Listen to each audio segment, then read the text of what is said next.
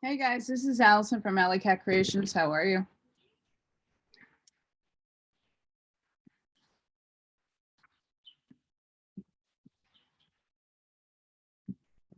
The Urantia Book.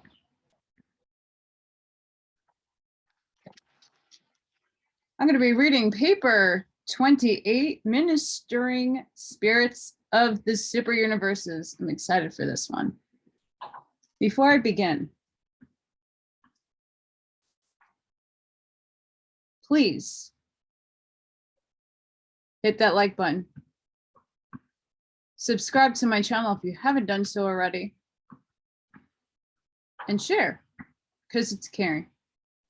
If you get anything out of my work, a light bulb, a dot connected, an epiphany, a new book to read, a topic that you want to investigate more, please consider supporting my work.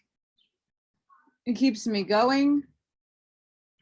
It keeps food on my table, the lights and the internet on, and ways for me to get this out to you. Because right now I can't pay my bills, and this is going to be a very trying month. So, without further ado, Alaspe and Giza Enoch, the Law of One, the Urantia book that I'm about to read to you, and all the other books that I read. They're all intersecting and intermingling in some ways. There is a lot to learn from all these books and to take away from. So, help is needed. So let's start with the Urantia book, Ministering Spirits of the SuperUniverses. As the super-nephim are the angelic hosts of the central universe and the seraphim of the local universes, so are the secundaphim and the ministering spirits of the superuniverses.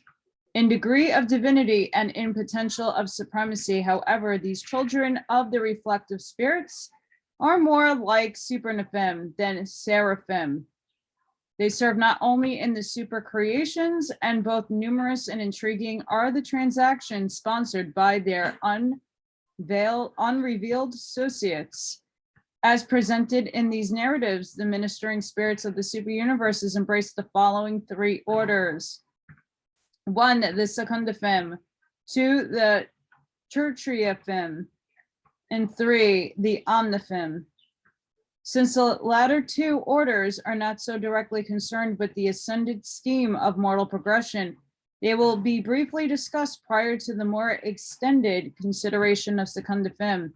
Technically, neither tertiaphim nor omniphim are ministering spirits of the superuniverses, though they both serve as spirit ministers in these domains.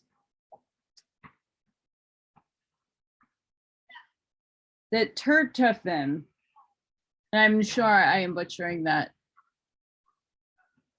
I'm sure my friend Paul will help me out there.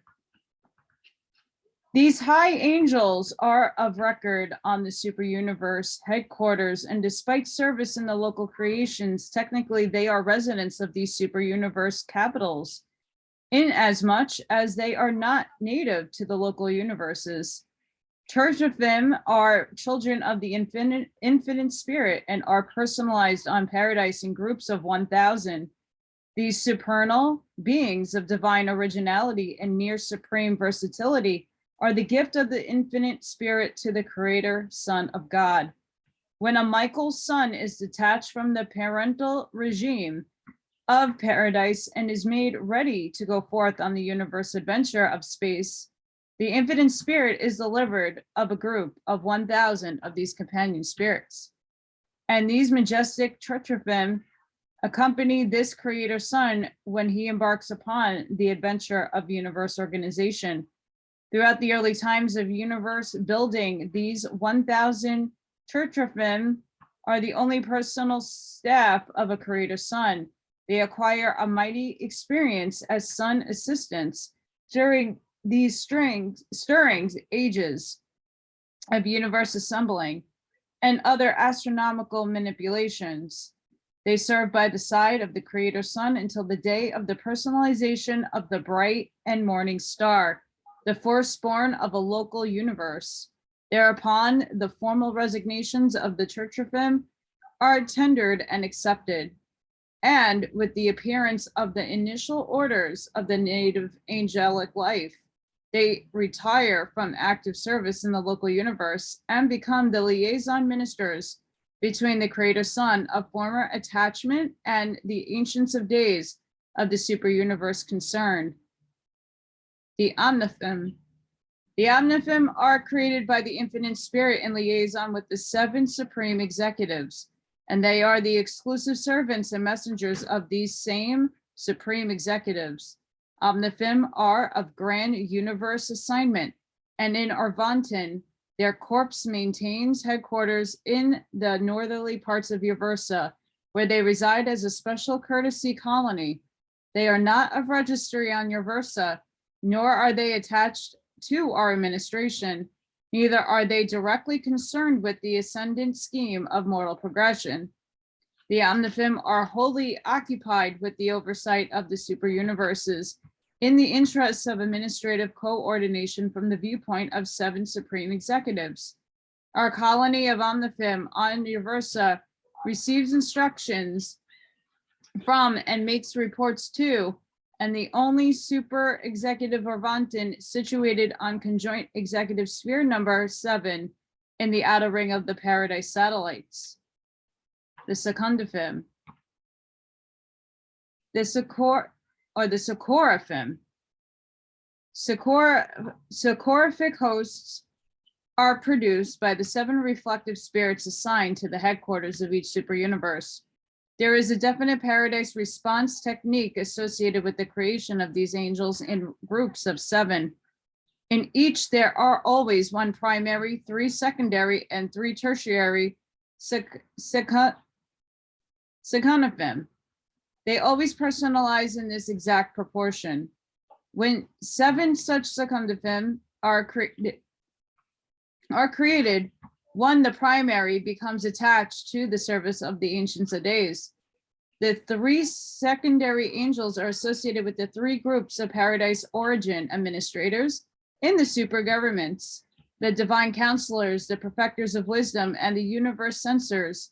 The 3 tertiary angels are attached to the ascendant trinitized associates of the super universe rulers, the mighty messengers, those high in authority, and those without name and number. These Secundaphim of the super universes are of the offspring of reflective spirits, and therefore reflectivity is inherent in their nature. They are reflectively responsive to all of each phase of every creature of origin in the 3rd source and center and the Paradise creator sons, but they are not directly reflective of the beings and entities, personal or otherwise, of soul origin in the 1st source and center.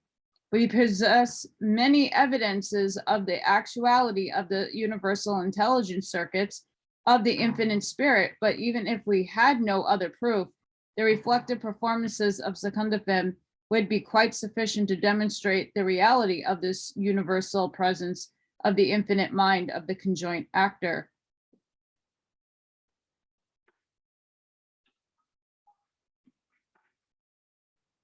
Pretty interesting. The primary Secundaphim. The primary Secundaphim of assignment to the ancients of days are living mirrors in the service of these triune rulers. Think what it means in the economy of a super universe to be able to turn, as it were, to a living mirror therein, to see and therewith to hear the certain responses of another being 1,000 or 100,000 light years distance, and to do all this instantly and unerringly. Records are essential to the conduct of the universe. Broadcasts are serviceable The work of the solitary and other messengers is very helpful, but the Ancients of Days from their position midway between the inhabited worlds and paradise, between man and God, can instantly look both ways, hear both ways, and know both ways. This ability to hear and see, as it were, all things can be perfectly realized in the superuniverses only by the Ancients of Days and only on their respective headquarter worlds. Even their limits are encountered from Uversa. Such communication is limited to the worlds and universe is a Vervantin.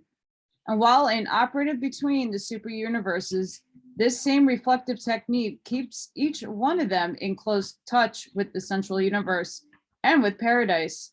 The 7 super governments, though individually segregated, are thus perfectly reflective of the authority above and are wholly sympathetic as well as perfectly conversant with the needs below. The primary secundum are found to incline by inherent nature towards 7 types of service, and it is befitting that the first serials of this order should be endowed as to inherently interpret the mind of the spirit and the Ancients of Days. 1. The voice of conjoint actor in each superuniverse, the first primary secundum and every 7th one of that order subsequently exhibit a high order of adaptability for understanding and interpreting the mind of the infinite spirit to the Ancients of Days and their associates in the super governments. This is of great value on the headquarters of the superuniverses, for unlike the local creations with their divine ministers, the seat of a super government does not have a specialized personalization of the infinite spirit. Hence, these Socorifim, the Socoric voices, come the nearest to being the personal representatives of the third source and center on such a capital sphere. True, the 7 reflective spirits are there, but these mothers of the Socorific host are less truly and automatically reflective of the conjoint actor than of the 7 master spirits. 2. The voice of the 7 master spirits. The second primary secundum and every 7th one thereafter created inclined towards portraying the collective natures and reactions of the 7 master spirits.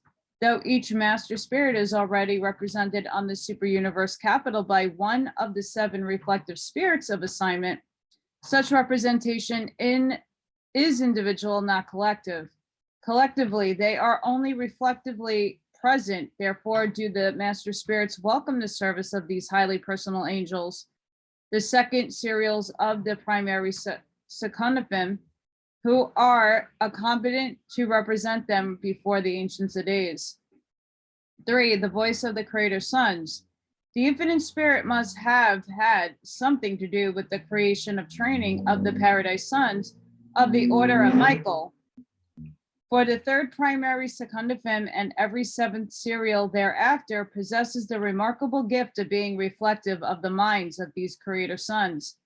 If the Ancients of Days would like to really know the attitude of Michael and Nebadon regarding some matter under consideration, they do not have to call him on the lines of space. They need only for the chief of Nebadon voices, who upon request will represent the Michael secundum of record. And right then and there, the Ancients of Days will perceive the voice of the master son of Nebadon. No other order of sonship is thus reflectable, and no other order of angel can thus function.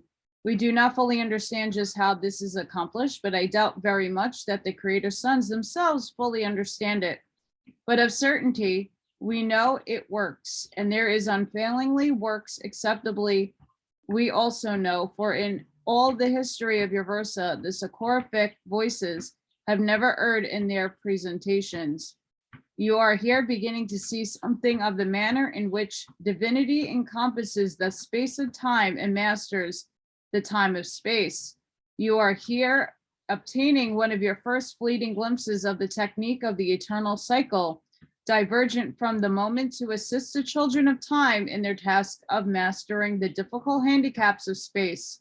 And these phenomena are additional to the established universe technique of reflective spirits. Though apparently derived of personal presence of the master spirits above, of the creator sons below, the ancients of days have their command living being attuned to cosmic mechanisms of reflective perfection and ultimate precision, whereby they may enjoy the reflective presence of those exalted beings whose personal presence is denied them. But by through these means and others unknown to you, God is potentially present on the headquarters of the superuniverses. The ancients of days perfectly deduce the Father's will by equating the spirit voice flash from above and the Michael voice flashes from below. Thus, may there be unerring certain in calculating the Father's will concerning the administrative affairs of the local universes. But to deduce the will of one of the gods from a knowledge of the other two, the three ancients of days must act together. Two would not be able to achieve the answer. And for this reason, even were there no others, the superuniverses are always presided over by three ancients of days and not by one or even two. 4. The voice of angelic hosts.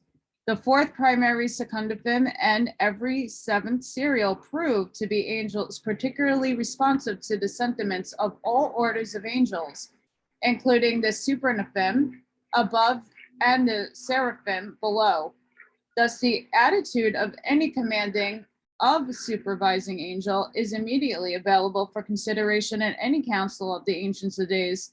Never a day passes on your world that the chief of seraphim on Urantia is not made conscious of the phenomenon of reflective transference, of being drawn upon from the Uversa from some purpose. But unless forewarned by a solitary messenger, she remains wholly ignorant of what is sought and of how it is secured. These ministering spirits of time are constantly furnishing thus sort of unconscious and certainly therefore unprejudiced testimony concerning the endless array of matter engaging the attention and counsel of the ancients of days and their associates. Broadcast receivers. Interesting. There's a special class of broadcast messages which are received only by these primary secundum. While they are not the regular broadcasters of Uversa, they work in liaison with the angels of the reflective voices for the purpose of synchronizing the reflective vision of the ancients of days with certain actual messages coming in over the established circuits of universe communication. Broadcast receivers are the fifth serials, the fifth primary secundum, to be created in every seventh one thereafter.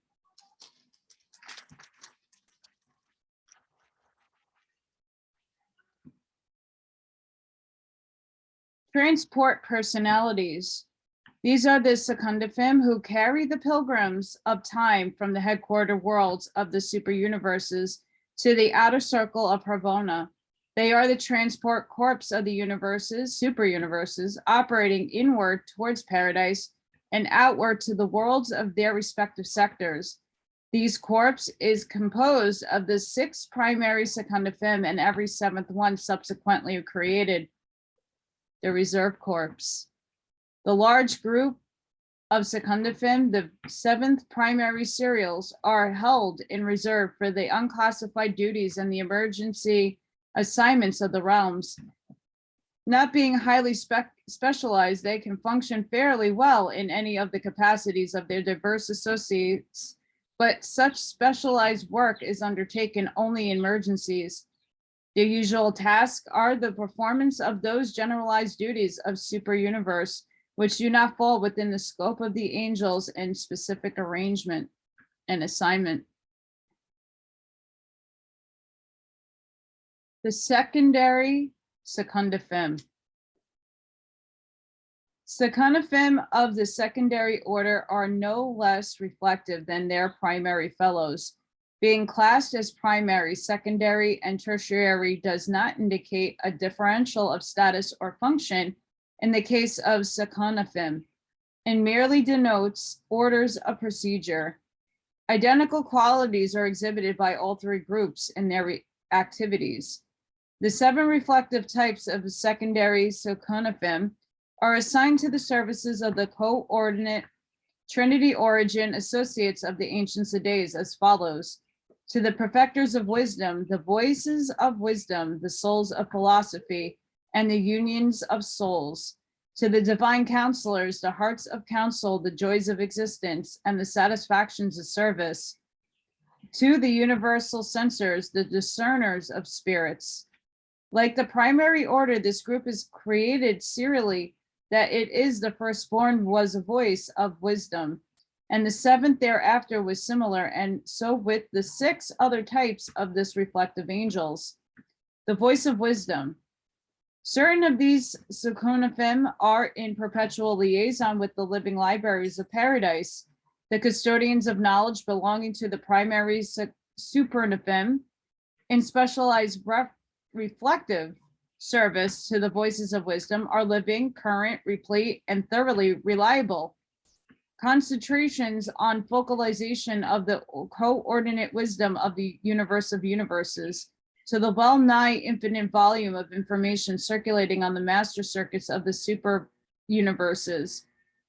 These superb beings are so reflective and selective, so sensitive as to be able to segregate and receive the essence of wisdom and unerringly to transmit these jewels of mentation to their superiors, the perfecters of wisdom.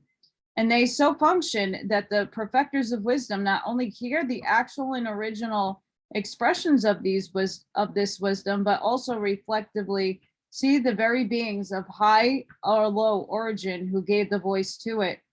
It is written, if any man lack wisdom, let him ask. On your verse, so when it becomes necessary to arrive at the decisions of wisdom in the perplexing situations of the complex affairs of the super universe government, when both the wisdom of perfection and the practicability must be forthcoming, then do the perfecters of wisdom summon a battery of their voices of wisdom, and by the consummate skill of their order, so attune and directionalize these living receivers of the end-minded and circulating wisdom of the universes of universes, that presently from this Akoraphim voice, there ensues a stream of the wisdom of divinity from the universe above, and a flood of the wisdom of practicality from the higher minds of the universe below. If confusion arises regarding the harmonization of these 2 versions of wisdom, immediate appeal is made to the divine counselors, who forthwith rule as to proper combination of procedures. If there is any doubts as to the authenticity of something coming in from realms where rebellion has been rife, appeal is made to the censors, who with their discerners of spirits are able to rule immediately as to what manner of spirit actuated the advisor, so as the wisdom of the ages and the intellect of the moment ever present with the ancients of days, like an open book before their benefit gaze. You can just faintly comprehend what all this means to those who are responsible for the conduct of the super universe governments. The immensity and the comprehensiveness of these transactions are quite beyond finite conception. When you stand, as I repeatedly have, in the special receiving chambers of the Temple of Wisdom on your Versa, and see all this in actual operation, you will be moved to admiration by the perfection of the complexity and by the surety of the working of the interplanetary communications of the universes. You will pay homage to the divine wisdom and goodness of the gods, who plan and execute with such superb technique. And these things actually happen just as I have portrayed them. The soul of philosophy. These wonderful teachers are also attached to the perfecters of wisdom, and when not otherwise directionalized, remain in focal synchronicity with the masters of philosophy on paradise. Think of stepping up to a huge living mirror, as it were, but instead of beholding the likeness of your finite and material self, of perceiving a reflection of the wisdom of divinity and the philosophy of paradise. And if it becomes desirable to incarnate this philosophy of perfection, so to dilute it as to make it practical of application to and assimilation by the lower peoples of the lower worlds. These living mirrors have only to turn their faces downward to reflect the standards and needs of another world or universe. By these very techniques do the perfecters of wisdom adapt decisions and recommendations to the real needs and actual status of the peoples and worlds under consideration, and always do they act in concert with the divine counselors and the universal censors. But the sublime repleteness of these transactions is beyond even my ability to comprehend.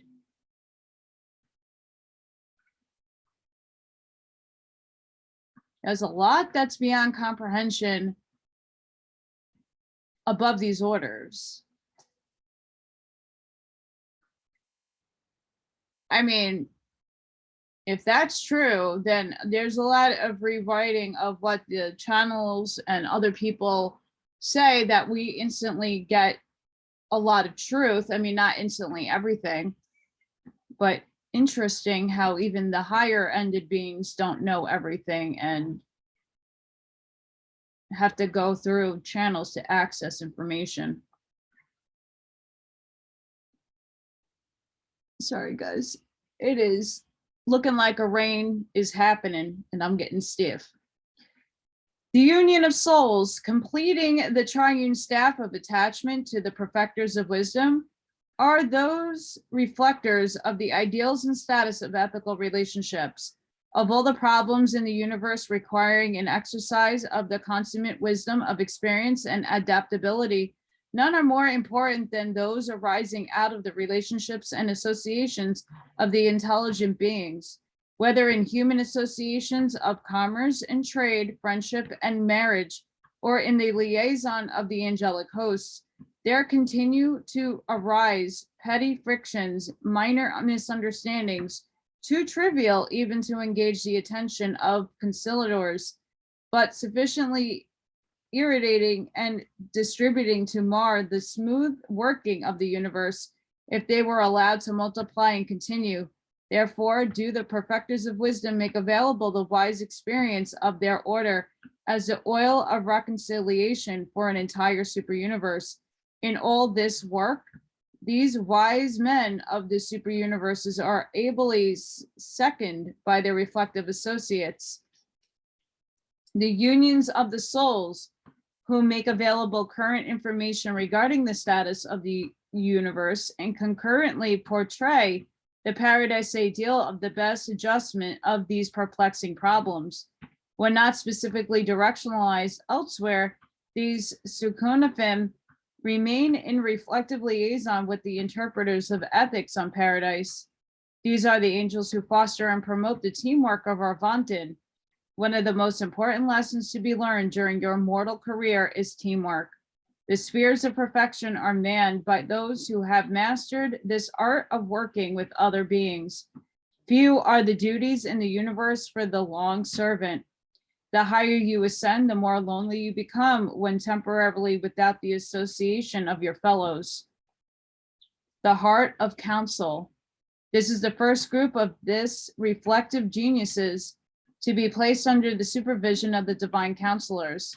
Sukunafim of this type are in possession of the facts of space, being selected for such a data in the circuits of time. Especially are they reflective of the superific intelligence coordinators, but they are also selectively reflective of the councils of all beings, whether of high or low estate. Whenever the divine counselors are called upon for important advice or decisions, they immediately requisition and assemble of the hearts of counsel. And presently there is handed down a ruling which actually incorporates the coordinated wisdom and advice of the most competent minds of the entire superuniverse, all of which have been censored and revised in the light of the counsel of the high minds of Harvona and even paradise. The joy of existence. By nature, these beings are reflectively attuned to the seraphic harmony supervisors, above to certain of the seraphim below, but it is difficult to explain just what the members of this interesting group really do. Their principal activities are directed toward promoting reactions of joy among the various orders of the angelic hosts and the lower will creatures. The divine counselors to whom they are attached seldom use them for specific joy finding. In a more general manner and in collaboration with the reversion directors, they function as joy clearhouses seeking to upstep the pleasure reactions of the realms while trying to improve the humor taste. To develop a super humor among mortals and angels, they endeavor to demonstrate that there is inherent joy in free will existence. Sorry, guys. Independent of the extraneous influences, they are right, although they meet with great difficulty in calculating this truth in the minds of primitive men. The higher spirit personalities and the angels are more quickly responsive to these educational efforts.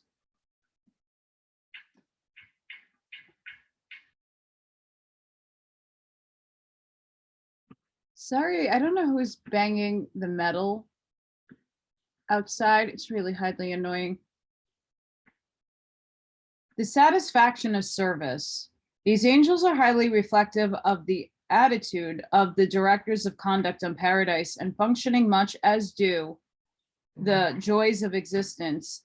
They strive to enhance the value of service and to augment the satisfactions to be derived therefrom.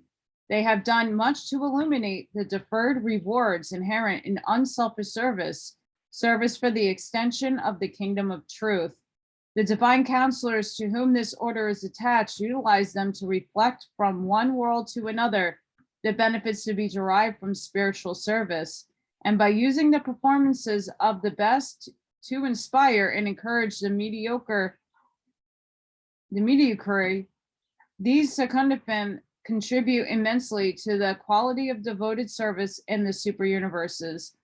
Effective use is made of the fraternal competitive spirit by circulating to any one world information about what the others, primarily the best, are doing. A refreshing and wholesome rivalry is promoted even among the seraphic hosts. The discerners of spirits.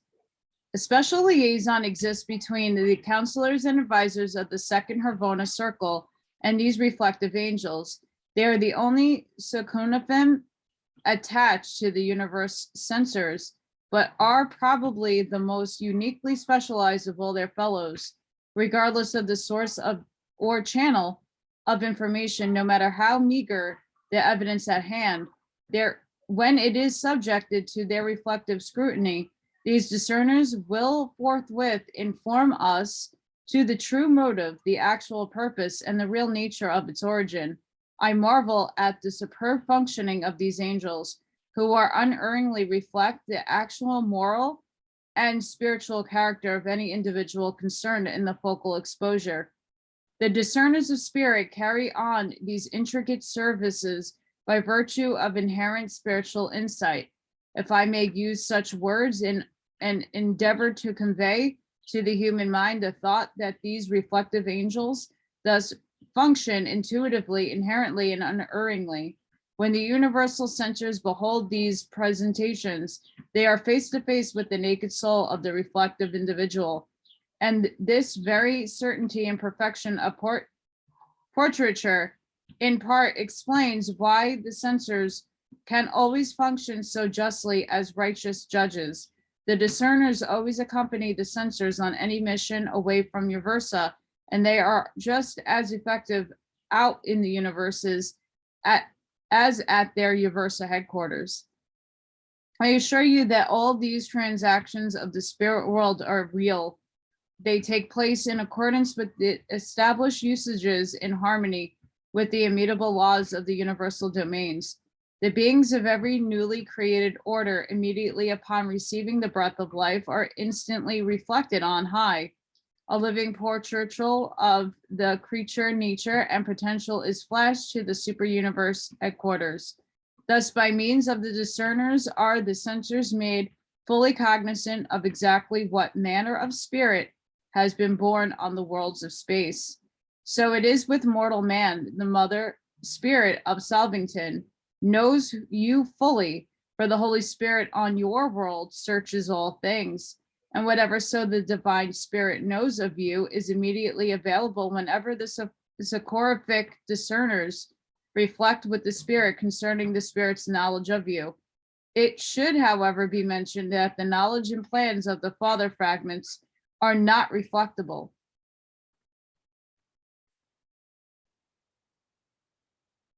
The discerners can and do reflect the presence of the adjusters, and the censors pronounce them divine, but they cannot decipher the content of mindedness of the mystery monitors.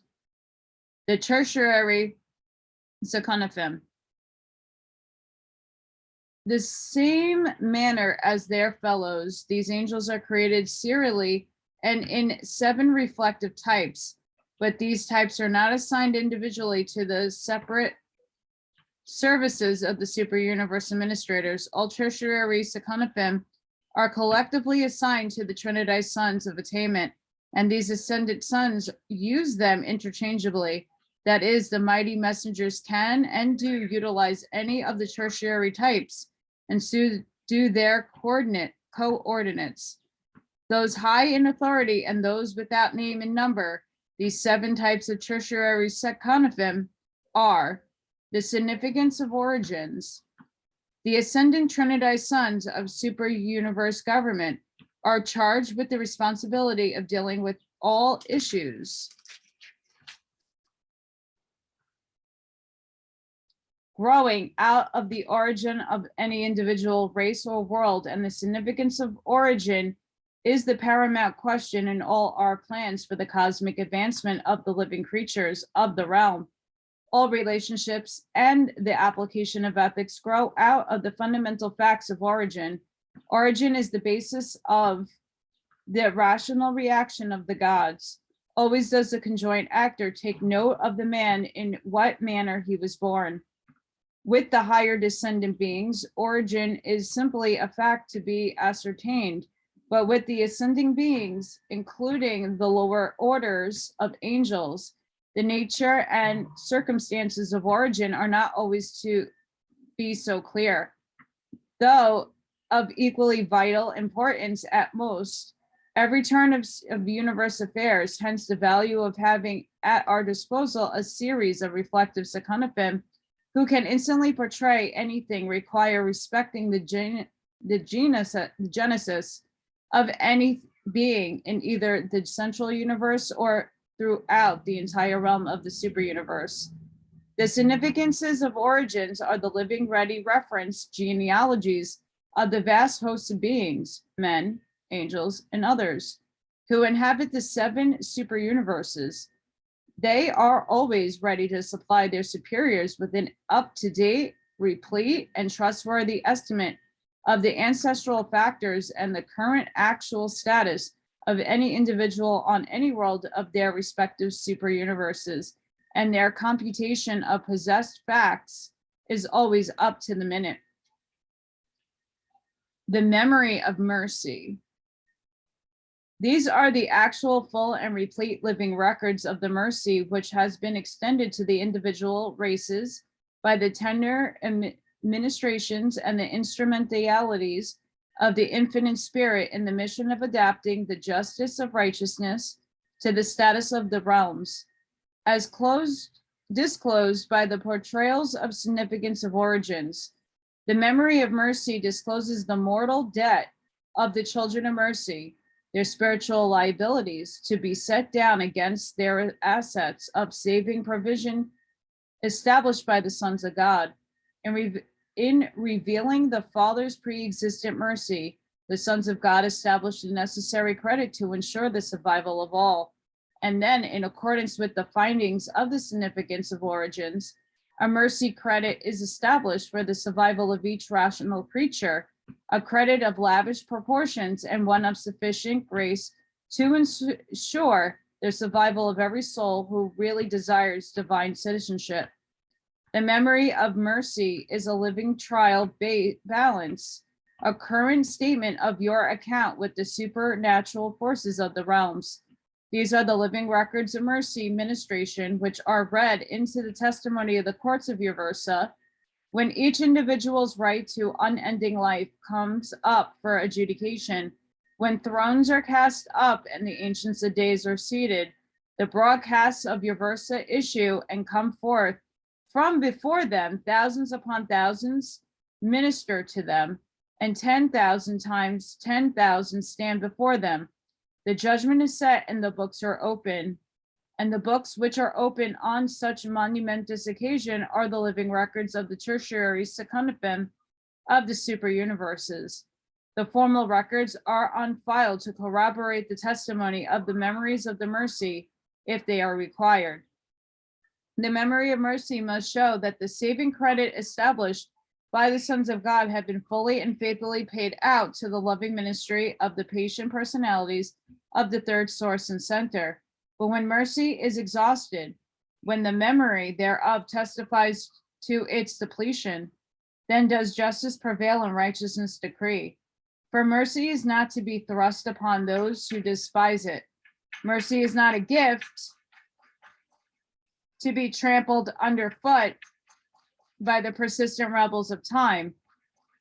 Nevertheless, through mercy is thus precious and dearly bestowed upon your individual drawing credits are always far in excess of your ability to exhaust the reserve if you are sincere of purpose and honest of heart.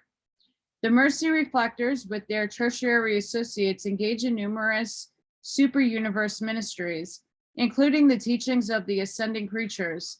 Among many other things, the significances of origins teach these ascenders how to apply spirit ethics. And following such training, the memories of mercy teach them how to be truly merciful. While the spirit techniques of mercy ministry are beyond your concept, you should even now understand that mercy is a quality of growth. You should realize that there is a great reward of personal satisfaction in being first just, next fair, then patient, then kind, and then on the foundation, if you choose and have it in your heart, you can take the next step and really show mercy. But you cannot exhibit mercy in and of itself. These steps must be traversed, otherwise there can be no genuine mercy. There may be patronage, sorry guys, I can't get that out and the banging's driving me nuts. Patronage, condensation or charity, even pity, but not mercy. True mercy comes only as beautiful climax to these preceding adjuncts to group understandings, mutual appreciation, fraternal fellowship, spiritual communion, and divine harmony. The import of time. Time is the one universal endowment of all will creatures. It is the one talent entrusted to all intelligent beings. You have all time in which ensure your survival, and time is fatality, squandered only when it is buried in neglect. When you failed so to utilize it as to make certain the survival of your soul. Failure to improve one's time to the fullest extent possible does not impose fatal penalties. It merely retards the pilgrim of time in his journey of ascent. If survival is gained, all other losses can be retrieved. In the assignment of trust, the counsel of the imports of time is invaluable. Time is a vital factor in everything this side of Ravona and the paradise. In the final judgment before the ancients of days, time is an element of evidence. The imports of time must always afford testimony to show that every defendant has an ample time for making decisions, achieving choice. These time evaluators are also the secret of prophecy. They portray the element of time, which will be required in the completion of any undertaking, and they are just as dependable as indicators as are the fraudalanks and chronodex of other living orders. The God foresees, hence foreknown, for the ascended authorities of the universes of time consult the imports of time to be able to forecast events of the future. You will first encounter these beings on the mansion worlds, and they will there instruct you in the advantages as use of that which you call time, both in its positive employment, work, and its negative utilization, rest. Both uses of time are important. But I thought there wasn't any time up there, but just 3D time.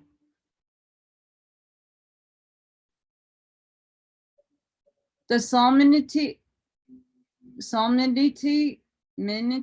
I don't know how to pronounce that, of trust. Trust is a crucial test of will creatures. Trustworthiness is the true measure of self-mastery character. These secundifim accomplish a double purpose in the economy of the superuniverses. They portray to all will creatures the sense of obligation, sacredness, and solemnity of trust.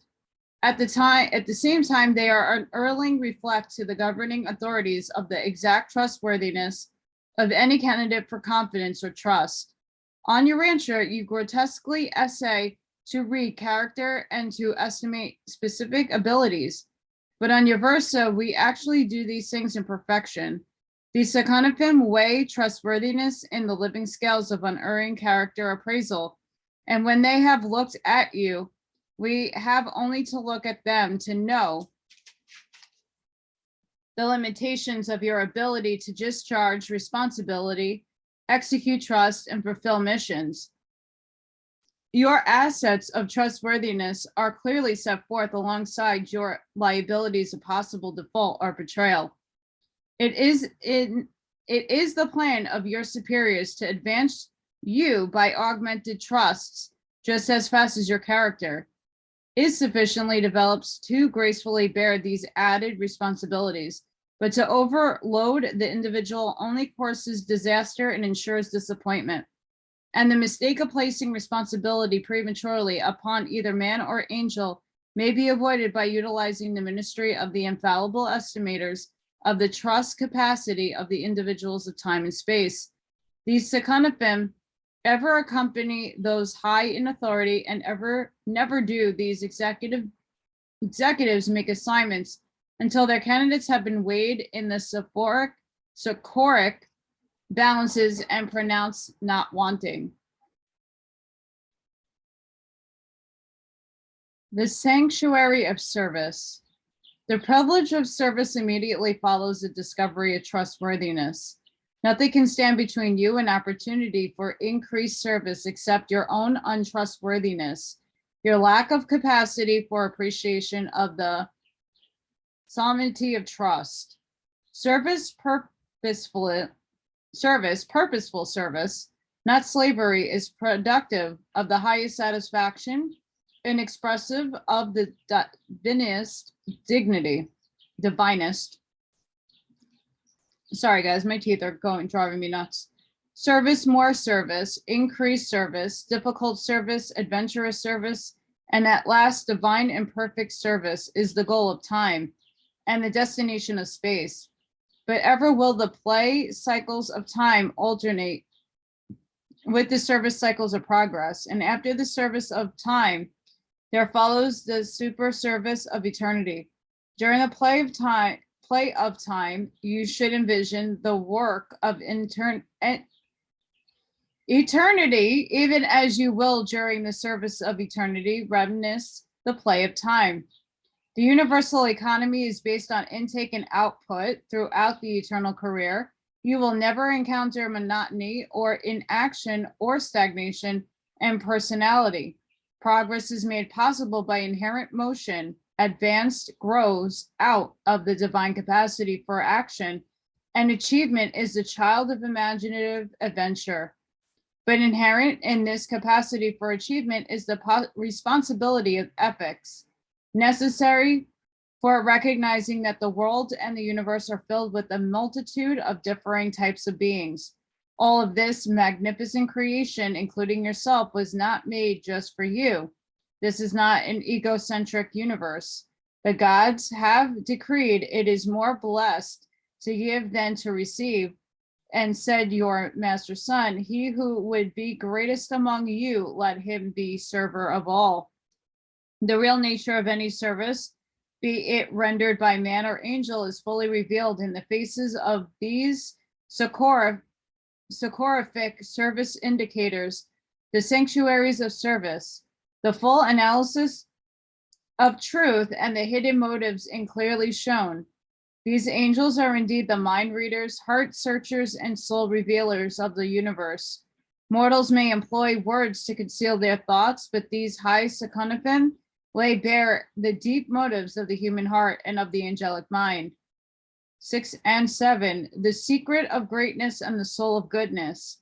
The ascending pilgrims have awakened to the import of time, the way to separate for the realization of solemnity of trust and for the appreciation of sanctity of service. While these are the moral elements of greatness, there are also secrets of greatness. When the spiritual tests of greatness are applied and the moral elements are not disregarded, but the quality of unselfishness revealed is disinterested labor for the welfare of one's earthly fellows, particularly worthy being it in need and in distress. That is the real measure of planetary greatness, and the manifestation of greatness on a world like Urantia is the exhibition of self-control. The great man is not he who takes up a city or overthrows a nation, but rather he who subdues his own tongue. Greatness is synonymous with the divinity. God is supremely great and good. Greatness and goodness simply cannot be divorced. They are forever made one in God. This truth is literally and strikingly illustrated by the reflective interdependence of the secret of greatness and of the soul of goodness, for neither can function without the other. In reflecting other qualities of divinity, the super universe, Seconafim, can and do act alone, but the reflective estimates of greatness and of goodness appear to be inseparable. Hence, on any world in any universe, must these reflectors of greatness and goodness work together, always showing a dual and mutually dependent report of every being upon whom they focalize. Greatness cannot be estimated without knowing the content of goodness, while goodness cannot be portrayed without exhibiting its inherent and divine greatness. The estimate of greatness varies from sphere to sphere. To be great is to be godlike. And since the quality of greatness is wholly determined by the content of goodness, it follows that even in your present human estate, if you can, through grace, become good, you are thereby becoming great. The more steadfastly you behold and the more persistently you pursue the concept of divine goodness, the more certainty you will have and grow in greatness in true magnitude of genuine survival character. The ministry of the Seconafim. The Seconafim have their origin and headquarters on the capitals of the SuperUniverses, but with their liaison fellows, they range from the shores of paradise to the evolutionary worlds of space. They serve as value assistants to the members of the deliberative assemblies of the super governments and are of great help to the courtesy colonies of Uversa, the star students, millennial tourists, celestial observers, and hosts of others, including the ascendant beings in waiting for Harbona transport. The ancients of days take pleasure in assigning certain of the primary Seconafim to assist the ascending creatures domicile on the 490 study worlds surrounding Uversa, and here also do many of the secondary and tertiary orders serve as teachers.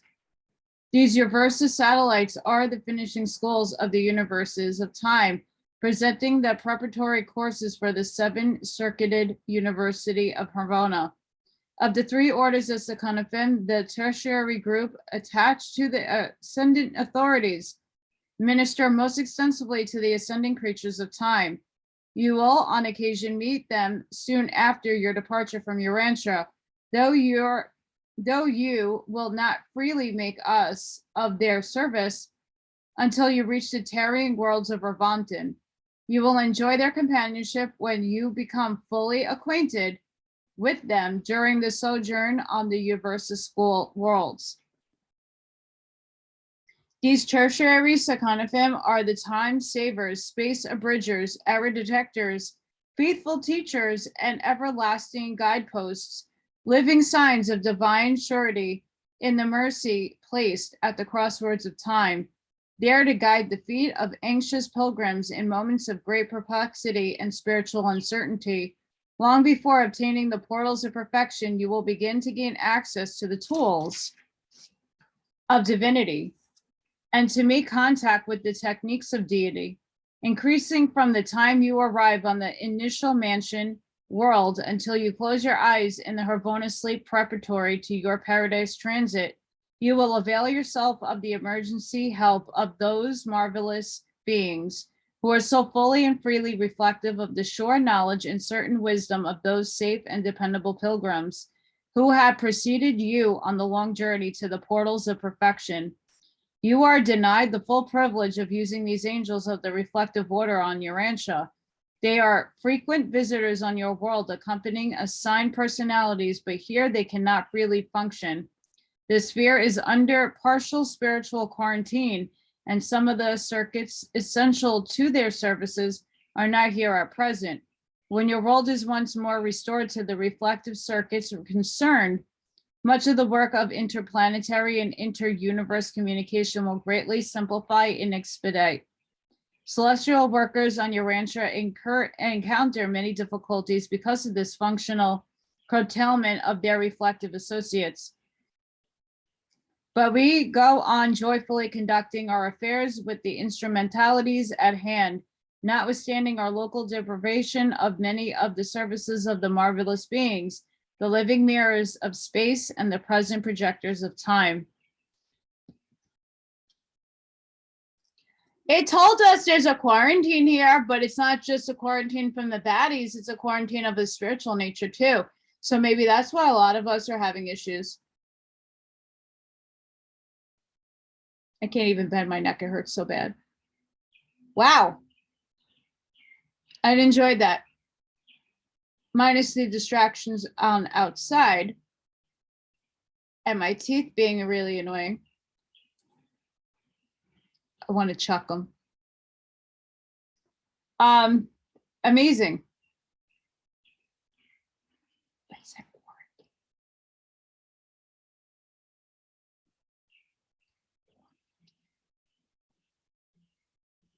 So I'm going to leave it there. Next time, we're going to read paper 29, The Universe Power Directors. I really find it interesting how other books are talking about the governmental overlay of upstairs, and this is like really extremely detailed with definitions. So for those who doubt, I would stop, because there's truth in a lot of this, and we got to pluck it out. So guys, sending you love and light. I hope everybody has a great weekend. Happy Father's Day to those who celebrate. And if you have it within you to help me and support my work, that'd be very appreciated. Time is becoming very small and limited. And yes, we have time space continuum here. And I don't know if I'm going to be able to continue on having internet to do these. So I'm doing what I can, but I need help. So please help. See you on the next one, guys. Bye.